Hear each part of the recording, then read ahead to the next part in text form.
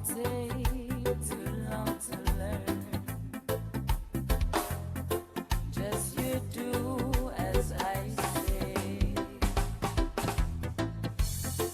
You won't take an hour too, and by the next time you will know what to do.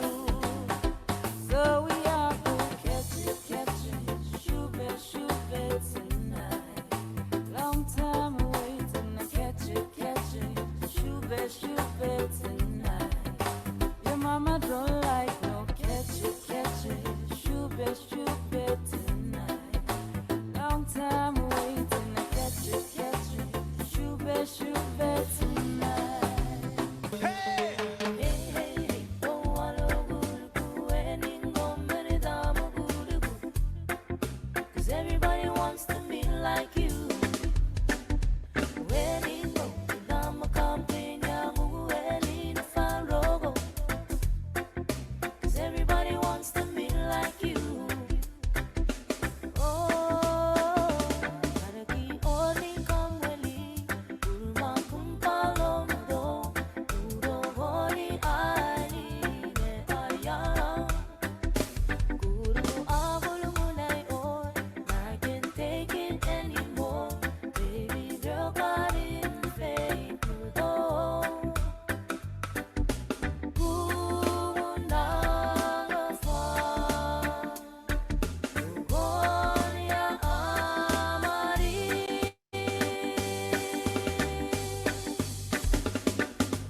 Hey, hey, don't wanna guru any moment, I'm a guru. 'Cause everybody wants to be like you. Bueli, if follow your on, gubini mitimako bari. 'Cause everybody wants to be like you. 'Cause everybody wants to be like you.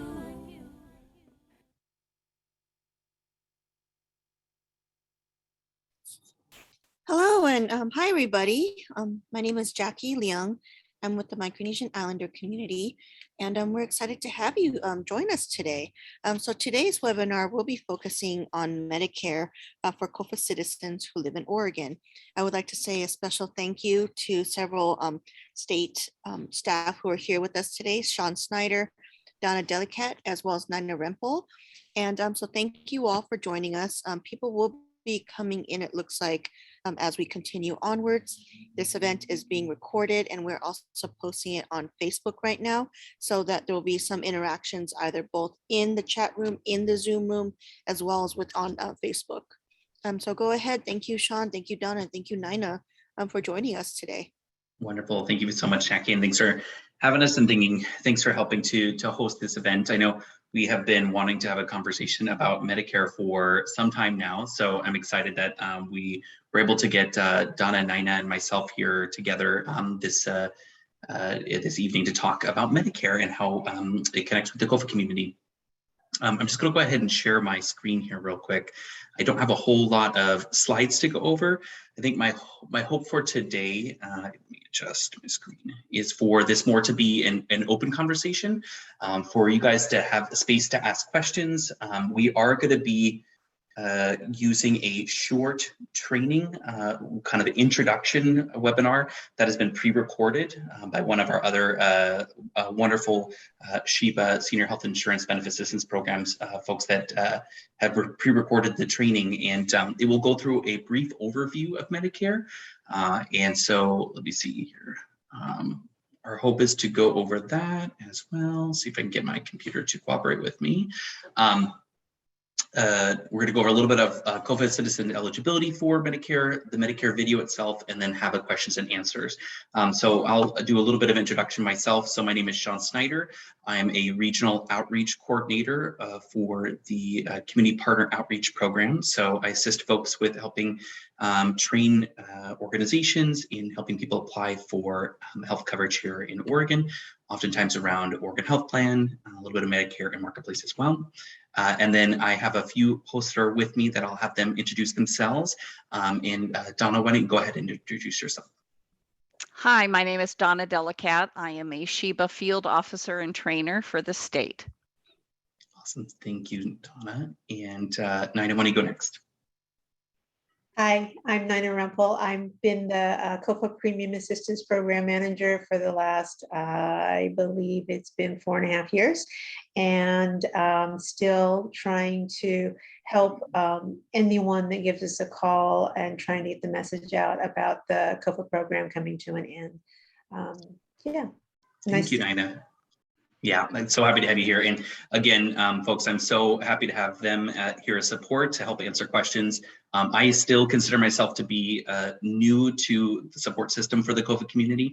And so it's always helpful to have their experience here. And Donna as well is my go-to guru for anything Medicare.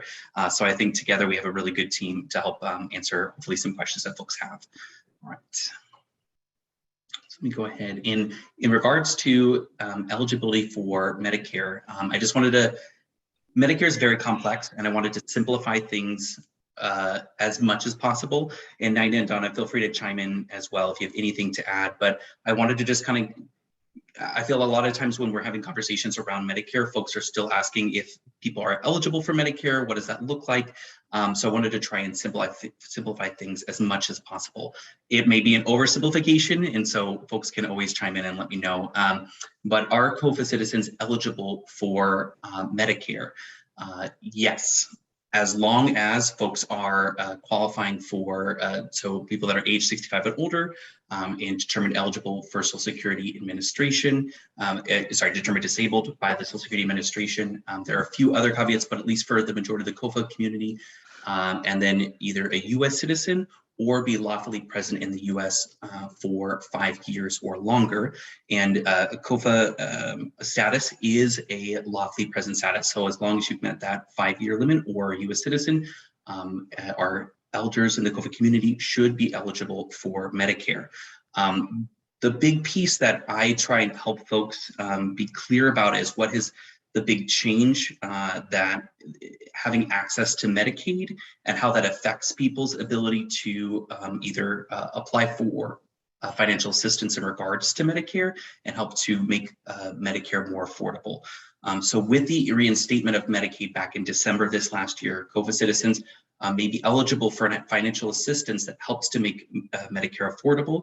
We'll talk about that. It goes over briefly in the training as well that we're going to go over as well. And hopefully Donna or Nina might be able to add more to our conversation as well as it pertains to folks' questions.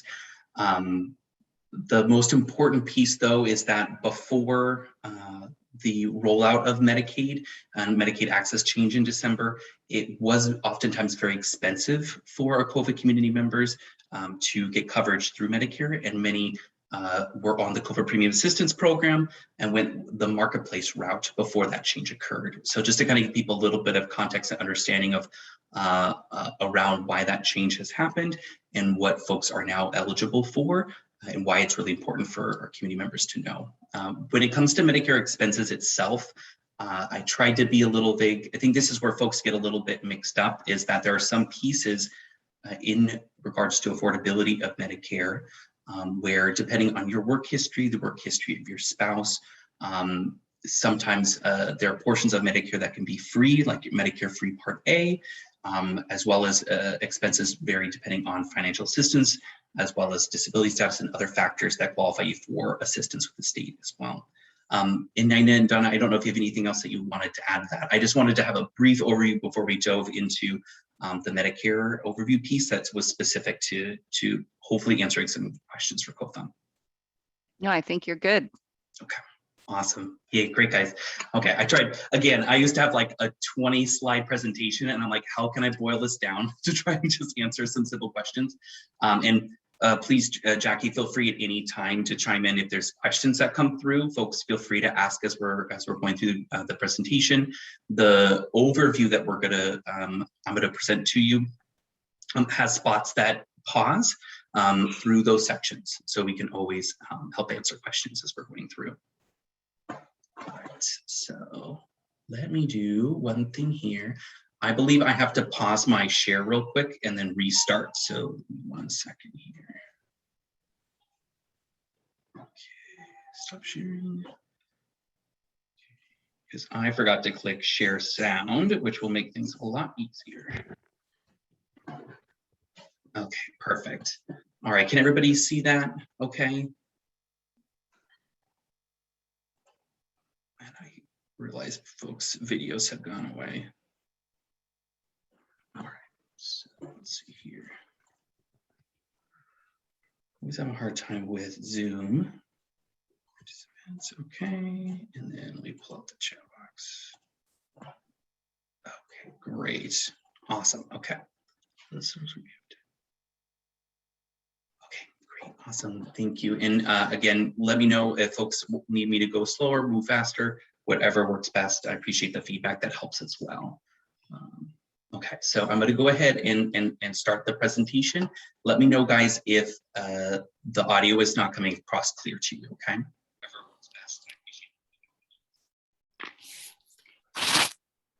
During today's Medicare overview, I'm going to introduce you to SHIBA and what SHIBA is, and then we will do a high-level overview of Medicare Part A and Part B, and those additional insurance options that go along with Medicare, such as prescription drug coverage, which is also known as Part D as in dog, Medicare Advantage plans, which is sometimes referred to as Part C as in cat, Medigap or Medicare supplement policies, Medicare and the marketplace, and then we will end our overview with some information on financial help.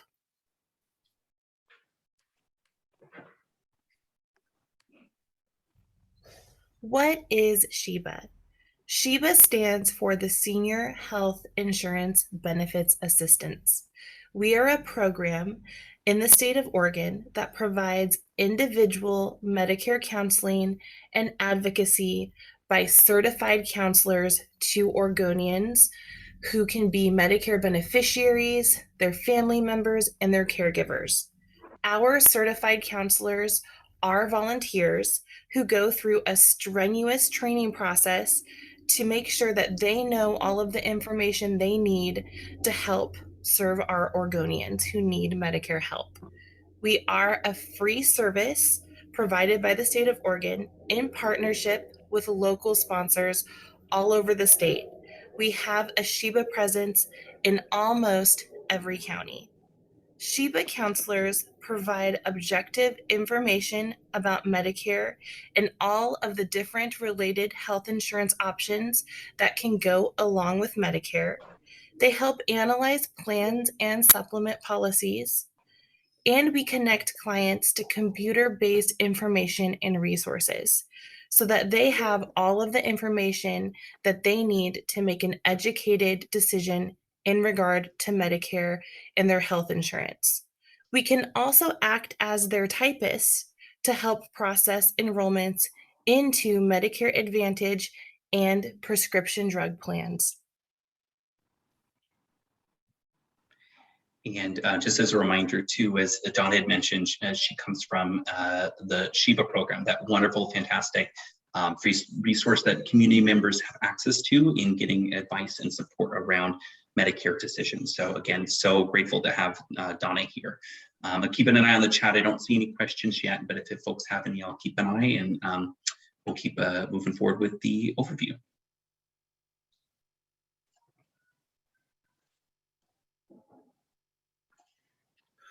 What is Medicare? Medicare is a federal health insurance program designed for those who are 65 years of age or older, people under 65 with disabilities who have been receiving Social Security disability for a set amount of time, and for people of any age who have been diagnosed with end-stage renal disease, also known as ESRD.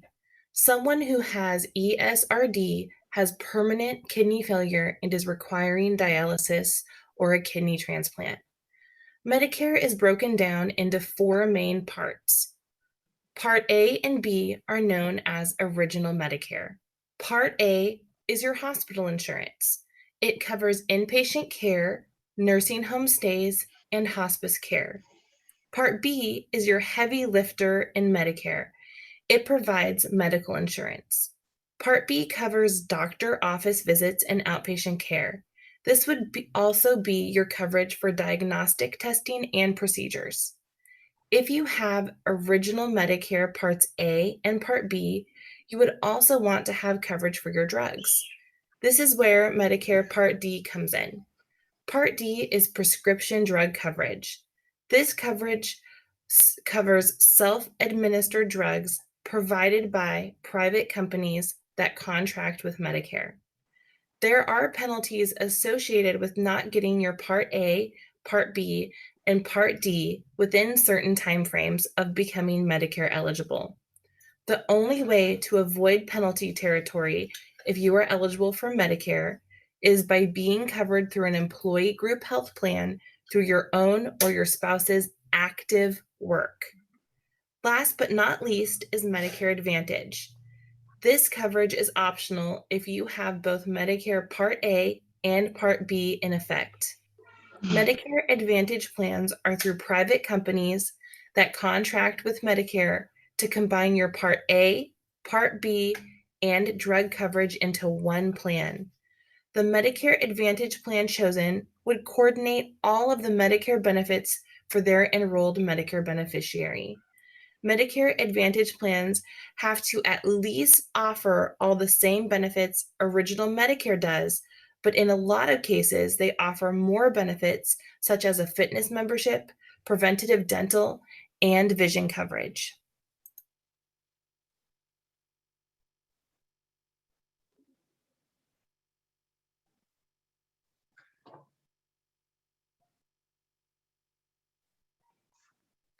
Although Medicare pays for many services, it doesn't pay all your costs. There are options other than Medicare Advantage plans designed to go with original Medicare to help limit the beneficiary's out-of-pocket costs. Medigap is also known as Medicare Supplement policies. These plans are regulated by the state of Oregon and sold by licensed insurance agents and companies. Medigap plans pay for some of what Part A and B doesn't. It is designed to pick up the gap in coverage between what original Medicare would pay and what the beneficiary would owe. There are 10 standardized plans available in Oregon. All plans come with a different benefit package, but all plan letters are the same regardless of premium or the company it is purchased through. For example, Plan G, as in golf, is going to be the same benefit package regardless of where it is purchased. Medigap premiums vary by the plan chosen, the age of the insured, the gender of the insured, and the tobacco use of the insured. Premiums can vary significantly by company, so it's important to shop around when you are looking to purchase a Medigap policy. A Medigap policy can be purchased at any time, but if it is outside of a guaranteed issue period, the applicant can be denied for pre-existing conditions. The main guaranteed issue periods are during the first 6 months Part B is effective, for 60 days after losing health coverage, and for existing Medigap policyholders every year on their birthday and for the 30 days following their birthday. Medigap policies are designed to only pay after Part A and Part B pay first. It is secondary coverage to original Medicare. There can be rate increases and changes each year on the policy's renewal based on the risk pool. For example, if a plan is no longer offered, members are grandfathered in. But as people age and pass away or change plans, the risk pool can get smaller and smaller, which will drive up premiums. Once issued, a policy must be renewed by the company every year unless the insured fails to pay premiums. Rate histories are available at OregonShiba.org to help consumers see the number of people enrolled in each plan and the historical percentage increases. There are some other options for some people that could work with the original Medicare. These potential options are employee coverage from an employer or union if there are less than 20 employees. Medicare would pay primary and the employee group health plan would pay second. Again, this is for those who are working through active work and are enrolled in a small employee group health plan. There's also retiree coverage from a former employer or union, VA or TRICARE for qualifying veterans or career military, and there's also low-income programs such as Medicaid based on someone's financial situation.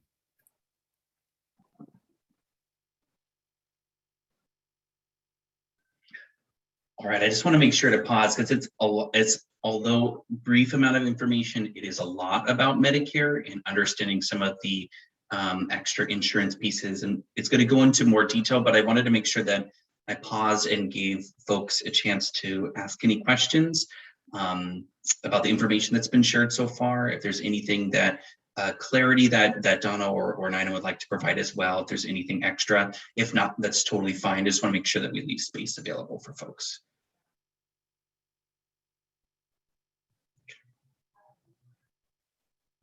And again, as I mentioned earlier too, we'll have a section for questions and answers afterwards as well.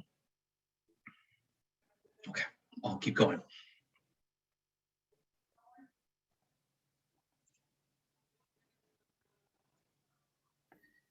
Having a marketplace plan will not affect your Medicare plan choices or benefits. However, it may affect your out-of-pocket costs through the marketplace. Medicare plans meet the minimal essential coverage requirements, so you are not eligible for tax credits or cost-sharing reductions if you are eligible for premium-free Medicare Part A, even if you have opted out of enrolling into Medicare. Marketplace plans can be purchased in lieu of Medicare if there is a premium due for Part A, or if you are not collecting Social Security benefits. You may have a late enrollment penalty when you do sign up for Medicare if you delay enrolling into Medicare when you first become eligible. If you have a marketplace plan and turn 65 or are eligible for Medicare due to receiving Social Security disability income, you must cancel your marketplace plan if your Part A is premium free. Your marketplace plan will not cancel automatically, and the marketplace will not notify you if you are becoming eligible for Medicare. Medicare does not get notified if you are enrolled into a marketplace plan. If you are on a plan with your family, you must call the same day Medicare takes effect to cancel. If you are on an individual plan, you must call at least 14 days in advance to cancel. You will not be eligible for advanced premium tax credits or cost-sharing reductions if you are eligible for premium-free Part A with Medicare.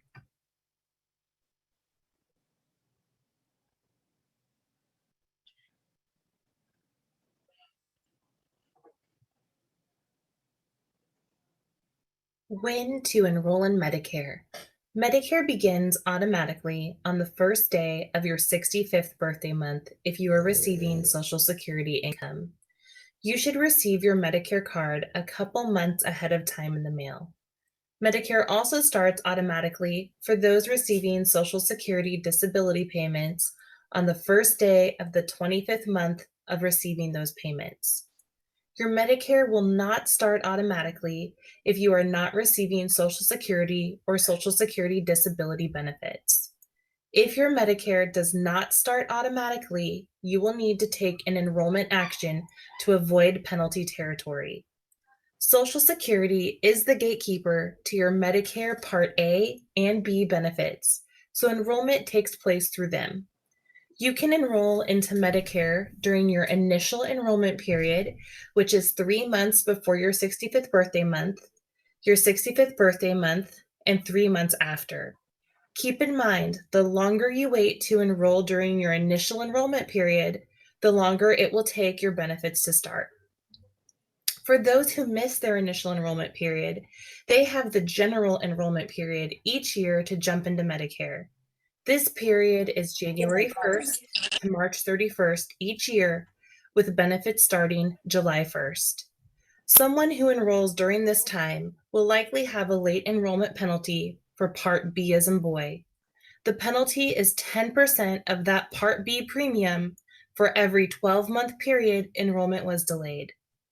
For those that have Medicare and a Medicare Advantage plan or a prescription drug plan, there are yearly open enrollment periods that apply to change your plan options. These two periods are open enrollment, which is October 15th through December 7th each year, and the Medicare Advantage open enrollment period from January 1st through March 31st each year. Keep in mind, there are also special enrollment periods that can happen throughout the year for multiple reasons, such as moving, losing coverage, or becoming eligible for subsidy.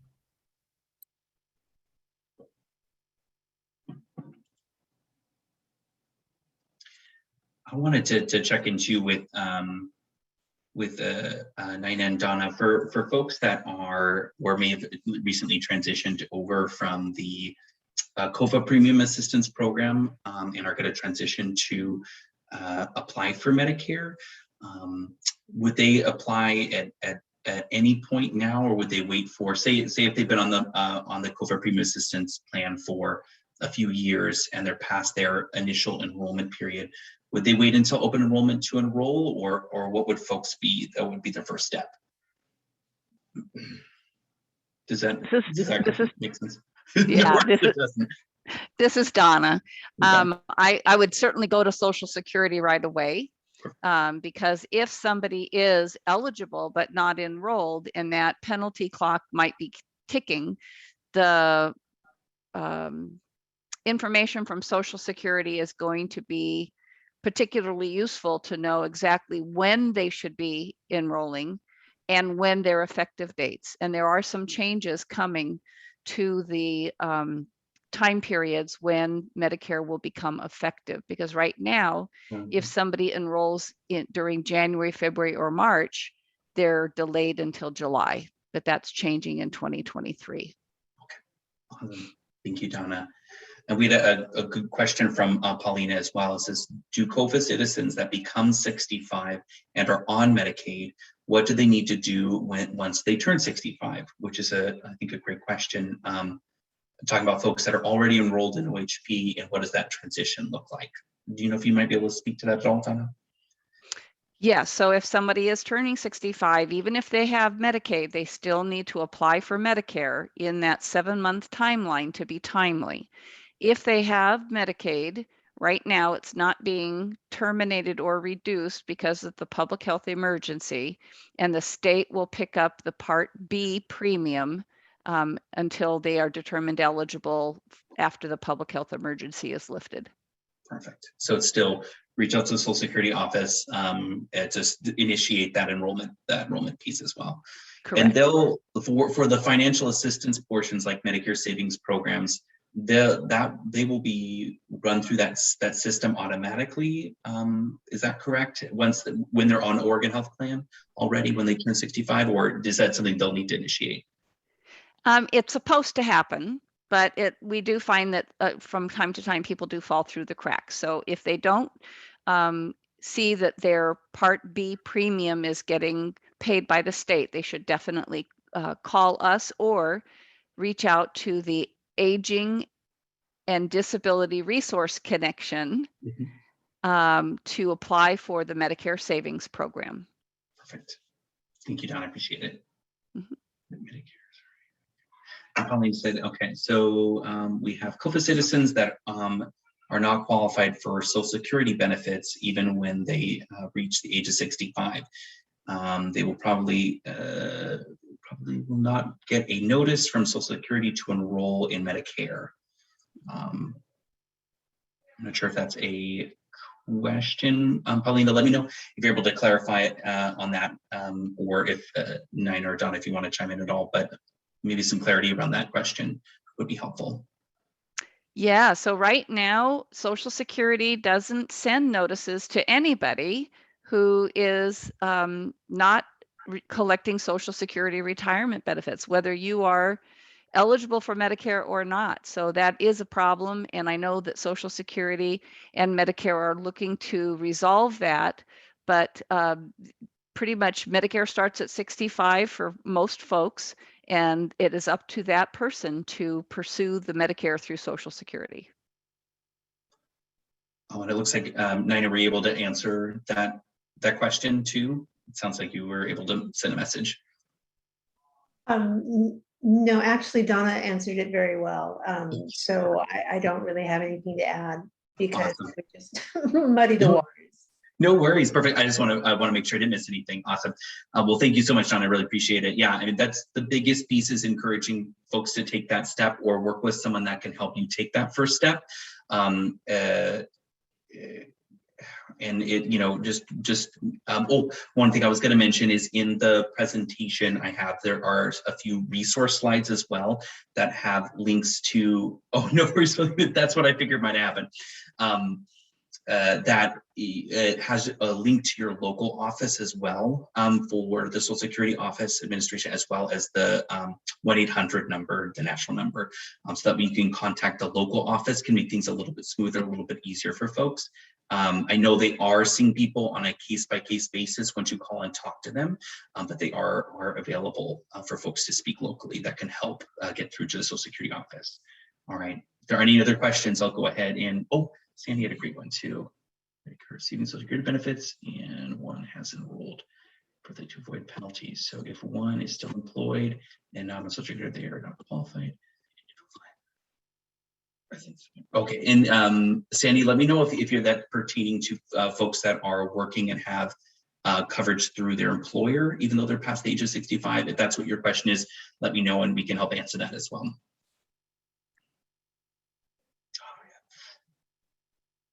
Okay. Yes, absolutely. We'll make sure that you have that, Mel, and I'll make sure that anybody that's joined today will get a copy of the slides, as well as a link to any of the information that was provided today. So no worries at all. And if someone wants to put that in while we're going through, I'm happy to add that drop as well. Okay. So to answer Sandy's question, if your question is that you've elected not to draw on your Social Security yet because you're still working, and would you be qualified? So if you are eligible when you turn 65 and you're still working, if you're eligible for free Part A, sign up for your Medicare free Part A, because it's not costing you anything and it's just going to enhance your benefits in that manner. You would need to decline enrollment into Part B so that you don't have to pay that premium if you have medical insurance offered by your employer, and it is equal to or better than your Part B insurance. And that's, so you would not be penalized for delaying the Part B enrollment. Is that correct, Anna? You're muted. Yes, that is correct. Thank you. Thank you, Nina. And yeah, and then there's was it, Donna, an 8-month special enrollment period once the employer coverage has ended for folks to get enrolled as well in that Part B? It's actually 8 months from the date that work stopped, not the date that insurance ended. So that can be a big difference if the employer is offering to continue insurance for some time, but it's 8 months from the date that work stopped. See, this is why I have Donna here. Thank you so much. We're perfect. Those little extra details. Oh my gosh, I know. Okay, well, thank you for helping to add clarity to that. And guys, really great questions. I'll go ahead and move on to the next sections. There's a couple other really good pieces as well as it'll cover the financial assistance portion as well. Thank you, Donna, so much for dropping that in the chat. I really appreciate it. So folks have access to that Social Security Administration phone number and the locator tool to find your local office. And I actually just used it yesterday because my wife needs to get her Social Security card updated. So it was very easy for her. So definitely. Let me go ahead and move on to the next section.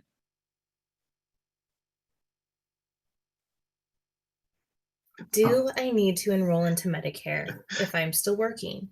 This is the #1 question Sheba counselors are asked. The only way to delay enrollment into Medicare without going into penalty territory is if you are covered by an employee group health plan through your own or legal spouse's active work. The key here is active work.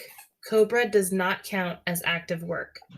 If you are enrolled into an employee group health plan with 20 or more employees, that employee group health plan would pay primary to Medicare, so you can delay enrolling into Medicare with no penalty. You can enroll into Medicare at any time while covered by an employee group health plan through active work. When your employee group health plan ends, you have an 8-month special enrollment period to enroll into Medicare. It is best to start the process before your employee group health plan ends to avoid a gap in coverage. There are a few caveats to this rule. If you are covered by an employee group health plan and enroll into Part A because it's premium free, you only have 60 days after your employee health plan ends to pick up a prescription drug plan without falling into penalty territory. The other caveat is if you are enrolled in an employee group health plan with less than 20 employees. That employee group health plan would pay secondary to Medicare, so you would want to enroll into Part A and Part B so Medicare can pay primary. And then it answered the question that we just had. Perry did bring up a really good thing, and I want to make sure in case it isn't touched on in the presentation that we're going over, because I know that this presentation is meant for kind of an overview for the average Medicare enrollee, and it's not necessarily COFA specific. We just wanted to make sure that we made those pause to answer those questions that are going to be coming up for COFA community, as well as, Perry's mentioned that a lot of our elders in the community don't have any work history in the US. And that can be true, and it can be true for a lot of our community members that have moved to the US later in life, or don't work, or being supported by their family members when they do move here. The biggest piece that can affect, apart from how we mentioned earlier that there's the 5-year residency limit before you're eligible to apply, is the free premium Part A of your Medicare, that hospitalization portion. If you don't have work history or only partial work history through a spouse as well, that essentially is what will increase, is oftentimes that cost of that premium Part A. Unless folks qualify for, and my son is close to his bedtime, so he's screaming in the background, so hopefully it's not bothering anyone, but he's very, very vocal right now. The biggest thing is why we really want to encourage community members to apply for financial assistance, is because that is where it's going to really help community members that maybe don't have access to that free Part A, but maybe through financial assistance and other eligibility programs that are paid for by Medicare, that we can help make that more affordable or free as well. And feel free if anybody wants to chime in on that. And I say unmuted yourself. Well, and I just want to make sure that folks understand, Sean, when you're saying financial assistance, you're talking about a Medicaid program from the state. So that's when we're talking about the Medicare Savings Program, MSP, or other benefit levels based on the fact on your age and your income and what your assets may be, because we also use financial assistance when we talk about the private healthcare and premium tax credits. So I just want to make sure that we understand that there's a difference. With Medicare, we're now looking to the state to see if you might qualify. So you do have to apply for it. Again, apply for OHP to get a determination if you qualify for a program being provided by the aging and disabled programs. Thank you, Nina. I appreciate it. Yeah, sometimes I have a hard time clarifying, because there's the Medicare savings programs, and then there's multiple others that fit into that gap. But yes, you're correct. It's the state-funded Medicaid programs that you're going to be seeing whether you are eligible for. So thank you so much for that clarification. I appreciate it. And before moving on here, I see Mel had a good question, saying that, so I'm assuming that if you're changing from the COFA Premium Assistance Program to Medicare, would they need to look for a new doctor now? And Don, I don't know if you want to touch on that. I might be able to speak to it, but I don't want to speak out of turn on that piece of finding a doctor with Medicare. Oh. So I did write something in the chat. It's not necessarily true that you'd have to get a new doctor. It kind of depends on the doctor. Most doctors are contracted with Medicare if you have original Medicare. But the problem is that some doctors will say, I'm only going to take 25% of my patients with original Medicare because it's got a very low reimbursement rate. And so I'm not taking any new patients with original Medicare. And that's why I think we have more participation in Medicare Advantage, because those doctors get reimbursed a little bit higher. And if you enroll in a Medicare Advantage plan, they have a network of contracted providers that must have a new doctor that's taking new patients.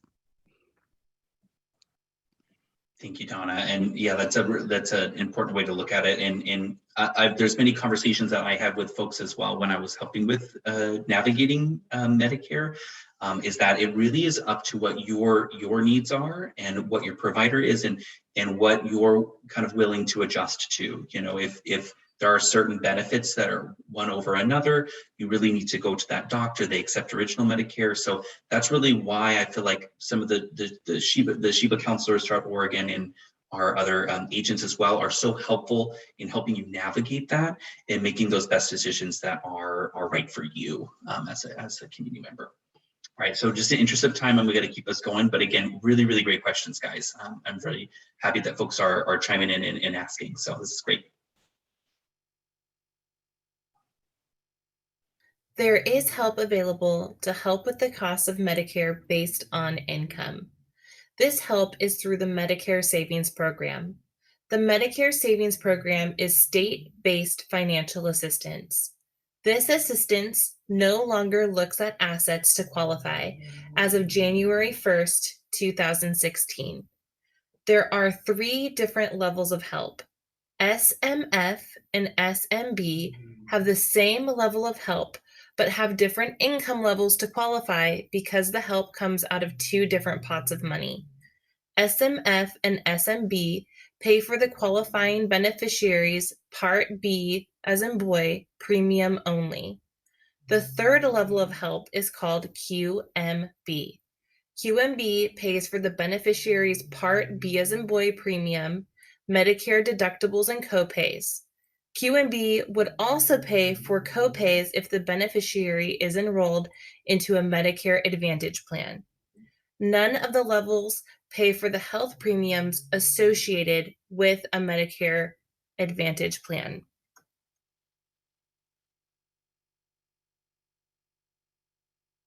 Sometimes it's hard for me to find my unmute button. So I saw Pauline had a really good question as well. Oh, thank you, Nina. Appreciate it. Yes, both Medicaid and Medicare. Wonderful. Okay, let us know if it needs any more clarification, but thank you so much, Nina, for answering that. All right, I'll move us along to the next piece. And Donna, do you want to provide any clarity around the Medicare savings programs at all, or do you think that covered enough? I just wanted to make mention there is a typo in the SMF couple amount. It should be 1,980, not 1,900. Okay, perfect. Thank you. Oh yes, that would be a very large income. Okay, perfect. Thank you. I appreciate it. I'll let Miranda know if they could make that edit on that slide if they didn't catch her. Great. Some people may qualify to be full dual Medicare and Medicaid.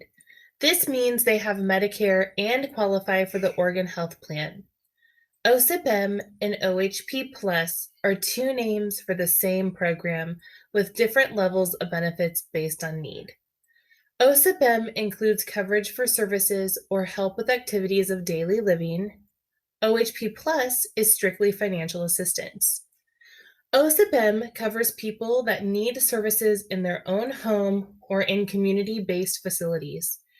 Their people would need to qualify based on income level and needing assistance. OHP Plus is for people who qualify based on income that do not need services. OSIPM and OHP Plus is Medicaid. These Medicaid benefits pay for Part B premiums, deductibles for Medicare Part A and B, and coinsurance payments for Part A and B. If the beneficiary is enrolled into a Medicare Advantage plan, this level of Medicaid would also pay for the plan's copays, but not the health premium of the Medicare Advantage plan. OSIPM and OHP Plus includes additional benefits not covered by original Medicare Part A and B, such as vision exams and glasses, dental services, medical transportation, preventative care exams and vaccines, over-the-counter drugs, chemical dependency services, and long-term care services. And I just wanted to add in there, and I can put it in the chat as well, is OSIPM is an acronym that stands for the Oregon Supplemental Income Program Medical. Just for folks to know, it's not necessarily the most exciting acronym in the world to know about, but I know that we do live in alphabet soup at the state, and we try to do the best I can to make sure that we have all of that spelled out for folks. But that helps to provide that clarity between some of the programs that folks are eligible for that full dual piece. Oh, thanks for mentioning that, Donna. So that does look like that there was an update as well for the vision glasses, that is not available for folks that are age 65. So thank you for that clarification. Again, there's so many things that are changing all the time. And I know too, for folks, especially for the COFA community, access to dental coverage is a really important topic. I mean, NINA and different programs have worked so hard to try and get a COFA bill for a dental program with a premium assistance program. And so it's just really helpful for folks to know that although things are changing, there are ways. It's not perfect, and not necessarily everyone is going to qualify. There are various ways to help people get at least limited access to dental coverage, which is just another really important reason for community members to apply for these programs to see whether they qualify, because it really is the difference between dental coverage, having transportation assistance, and not. There are ways to get other supplemental benefits, and maybe we'll have a chance to go into that with some of the Medicare Advantage programs. There are some other pieces where that can be added in, but when we're looking at like full breadth of benefits, that full dual Medicaid, Medicare, OHP version is the most benefit someone is going to qualify for, from my understanding. If folks want to add anything else, it's just really important for community members to know it's kind of up to you to apply. And so we want to really encourage and help you with that process as much as possible.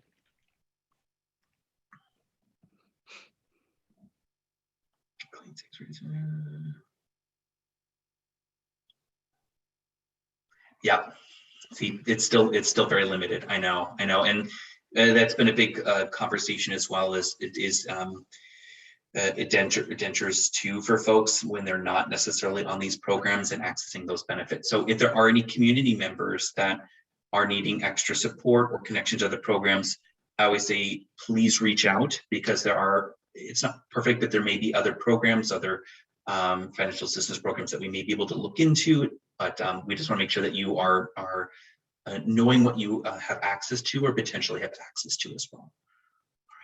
Anything else, Nina or Donna, before I move on?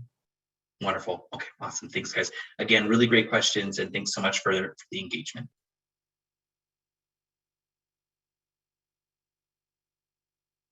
Let's talk about how Medicaid and Medigap work together. If you have both Medicare and Medicaid, which would be having Medicare and the Oregon Health Plan, or having the QMB level of the Medicare Savings Program, an insurance company cannot sell you a Medigap or Medicare supplement policy. If you only have SMB or SMF, which are the levels that only cover the Part B premium, an insurance company can sell you a Medigap policy. If you lose QMB or full Medicaid, you get a guaranteed issue into a Medigap or Medicare supplement policy. A guaranteed issue means the company you choose has to sell you a policy regardless of any pre-existing medical conditions. If you already have a Medigap or Medicare supplement policy and then become eligible for QMB or Medicare with the Oregon Health Plan, you can keep your Medicare supplement or Medigap policy.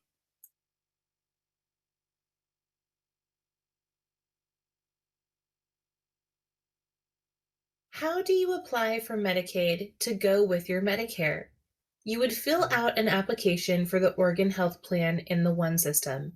This is necessary to ensure eligibility for all programs are considered. If they are not eligible for OHP Plus, the application information will be sent to their local Aging and People with Disabilities office, and they will be assigned a case manager. The case manager will contact the beneficiary. And I know that's a very short little section there, but it's really important for folks to know as well, with Jackie from MIC that's on the call today and other partner organizations that we're working with. There are community members and application assisters that can help people with that application, that 7210 that they're mentioning there in the One System. You can get help from those local organizations. You can call directly and do an application over the phone, or you can go into your local ODHS office, APD office, Aging with People with Disability offices. Any of the offices should be able to help you with the application and help with that enrollment as well. Awesome, thank you, Jackie. Put her information in if there is anybody that needs support with that Medicare enrollment, or not Medicare enrollment, I apologize, in the Medicare savings programs and financial assistance pieces, feel free to reach out. And there are going to be other folks as well that will be able to assist with those programs, and will continue to keep you updated as well. I know, I'm hoping this is just one installment, and then we'll be able to do more in the future. All right. And as I reminded as well, you guys will have access to, there's a resource list with contact information and links to websites. And if folks needs anybody other help, I'll be able to provide that or help answer questions that maybe come Jackie's way as well. Okay.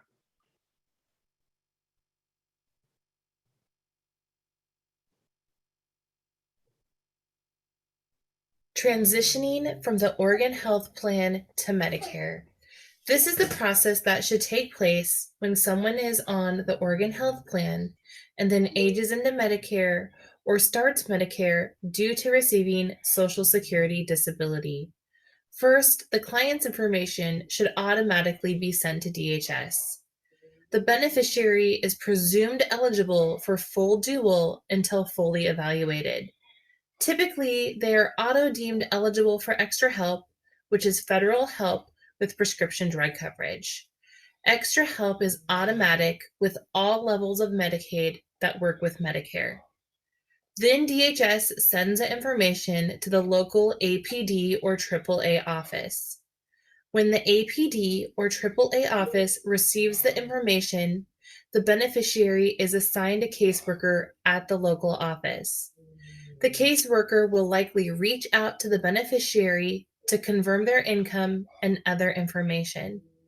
The beneficiary's eligibility is assessed, and then they will receive notice from DHS.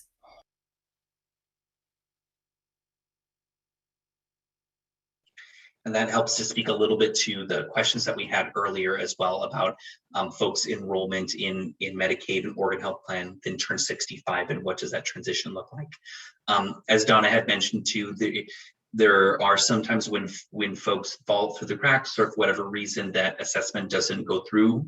So I always recommend to community members, if you feel like you didn't go through that process or you need support, reach out and ask. And folks, there's no hesitation for people to reassess or help you run through that eligibility again. as well as people's income changes, criteria changes. So just because you get potentially or found ineligible for a program now, that may not be true down the road.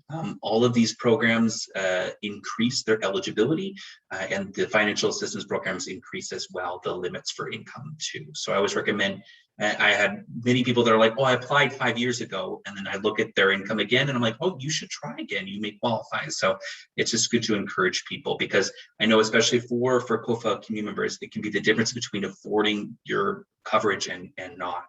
As we had seen, the amount of benefits that get added on is substantial too. So just in the interest of time, guys, we're almost all the way through the training. I don't think I was going to check to see if there's anything that we want to or have to definitely. Oh, LAS, yes, we haven't spoken about extra help yet. So this is a really important piece, guys. I want to make sure it is a financial assistance that's specific to prescription. So I want to make sure that folks know about this program as well. It doesn't always get talked about as much as I'd like. So let me let that play here.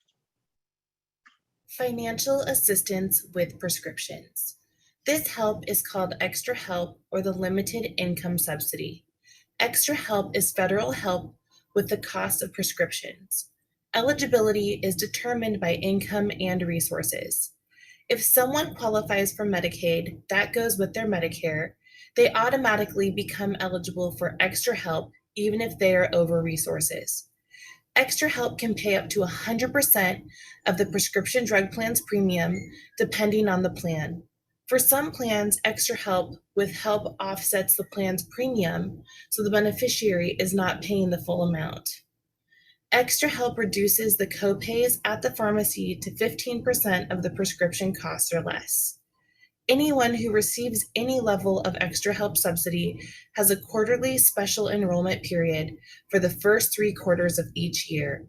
This means they can take one action per quarter to change their Medicare Advantage or prescription drug plan to a different plan. The 4th quarter of the year, the beneficiary would need to use the open enrollment period to make a change. Having Extra Help would also mean the beneficiary would not have a late enrollment penalty if they had delayed enrolling into Part D when they first became eligible for Medicare. And it's important to know as well, guys, for the LAS Extra Help program, and Donna, feel free to let me know if I'm remember this incorrectly, is that if you apply for the Medicare savings programs, the programs offered through the state, and you get processed through the Aging and People's and Disability Office, they help with that application, correct, Donna? Or at least initiate that application on clients' behalf at the APD office? It's automatic. It's part of the data transfer when they go to send their data electronically to Social Security saying that their Part B premium is going to be paid. It automatically flags them as eligible for LIS. Thank you. No application necessary. Wonderful. Okay, so one of these times I'm going to get that in my brain, but it's good to know that that doesn't get missed. It's just helpful for you guys to know that that exists as another portion, because there are a lot of prescription costs that definitely are a reality for a lot of our community members, multiple prescriptions that they need support with. And the LIS program, from what I've seen, is the difference between people getting their prescriptions or not. It really, really, really helps a lot of community members be able to afford their prescriptions. And just in interest of time, I'm keeping an eye. I know we're about 3 minutes to 7, so I want to make sure I'm conscious of everyone's time today. Let me see if there's anything else that we feel is the most important to go through. Just the contact information, and we're done with the training piece itself. So as I mentioned earlier, I'll make sure that you guys have access to some of the slides that I didn't go over today, but just have another list of other resources, help folks understand and have other access to tools to understand the Medicare savings programs and other programs that are offered to community, as well as all the links here. You might have noticed as well, going through the training, there is reference to certain pages, and that is going along with the Sheba handbook that they put out every year, which is amazing and full of so much helpful detail and information. So I'll make sure that Jackie has that as well to send out to folks that attended today, and that is free to any community member. And Donna, are you guys still mailing out physical copies of those to folks if they request them as well? We will when we have the 2022 printed guide available. Right now, the only avenue for 2021 is on our website. 2022 should be posted sometime around October 15th, hopefully, and available in print form somewhere the first or second week of November. That's our goal. Wonderful. And thanks so much, Donna. Again, thank you. I know how much work goes behind putting that together. It's really, really valuable resource. Well, if there aren't any other questions, I saw that Jackie had mentioned that there wasn't anything in the live Facebook version. I'll keep us to 7 and just keep it short and sweet. I hope folks found the information we shared today valuable, and if anything, started a conversation, and hopefully folks will take that next step to look into applying for both Medicare and assistance with paying for Medicare through the local Medicaid programs here in Oregon.